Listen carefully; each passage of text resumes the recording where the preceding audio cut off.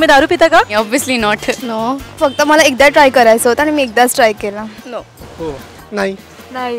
Try केली आहे. कधी कधी कधी कधी नाही. हो.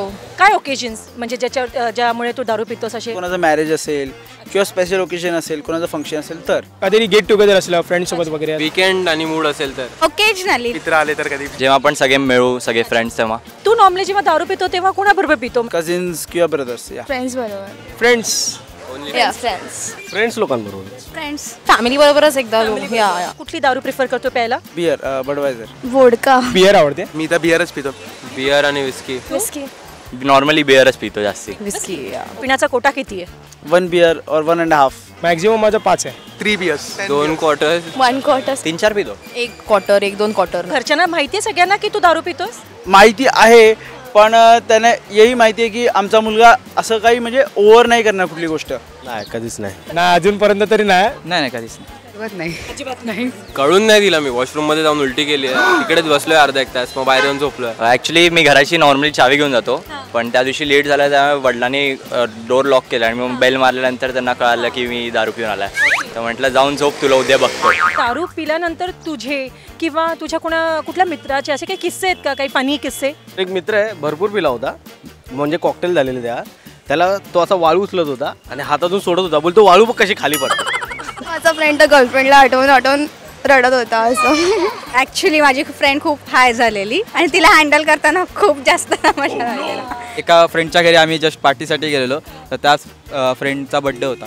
त्याने आम्हाला ट्रीट दिली, तर त्यानेच रात्रीनंतर आम्हाला बाहेर काढला घरात.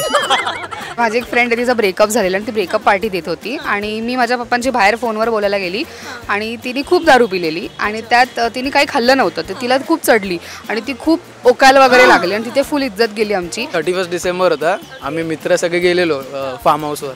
म्युच्युअल फ्रेंड होता, तो आलेला आणि त्यांनी सगळा स्टॉक आणलेला त्यांच्यासाठी आणि तो बोलत होता की जो ओकेल ना तोच साफ करेल आणि स्वतः चोकला. अलिबागला आम्ही भुता बघलो होता. बाजूला एक रेसिडेंट्स होते. रात्री आम्हाला कळलं नाही ते कोण आहे. दारू पिऊन बाटल्या ज्या राहिल्या त्या फेकून दिल्या त्याच्या घरामध्ये. सकाळी येऊन तो ओरडत होता. सकाळी आलेले मते घेऊन सगळे काच. दारू पिल्यानंतर तुझा असा कुठला एक फेवरेट डायलॉग आहे का? ओम शांती ओम मधला तो एक चुटकी सिंदूर आहे. मुझे पीने का शौक नहीं, पीता हूँ गम भुलाने को. नाही, मी फक्त हसतो. Retro song. I start talking a lot with my friends. एखादा रोमॅन्टिक सॉन्ग वगैरे. युजली रडतात दारू पिऊन, सगळे रडायला चालू करतात. असं कधी झालंय की दारूसाठी तू कधी पैसे चोरलेस? कधीच नाही.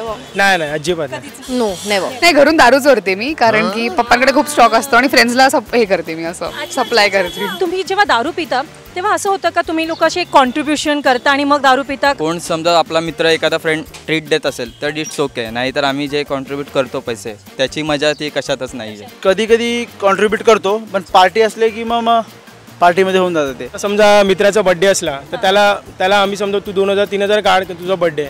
बाकीचा जो वरचा असेल नॉनव्हेज खायचा वगैरे तो खर्च आम्ही करू. नॉर्मली कधी पण ज्याच्याकडे कोणाकडे पैसे असतील नाहीतर कॉन्ट्रीब्युशन तर होतच नाही. जे माझे फ्रेंड्स असतात ते कॉन्ट्री करतात, लाईक तुझा तू माझा मी. TTM kind of thing.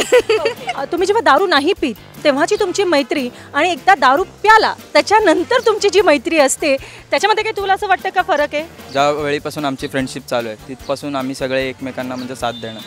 दारूच्याच वेळी असं काय नाही. नॉर्मल मैत्री विदाऊट दारूचीच बेस्ट ॲक्च्युली. खूप काही फरक असतो. दारू पिल्यानंतरची मैत्री आपण सांगू शकत नाही की लिमिट क्रॉस होईल की नाही. असं काही कंपल्सरी नाही, दारूमुळे ती मैत्री वाढते.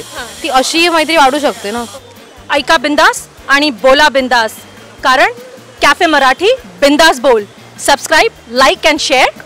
Cafe Marathi mobile app and Cafe Marathi YouTube channel. Just because sharing is caring.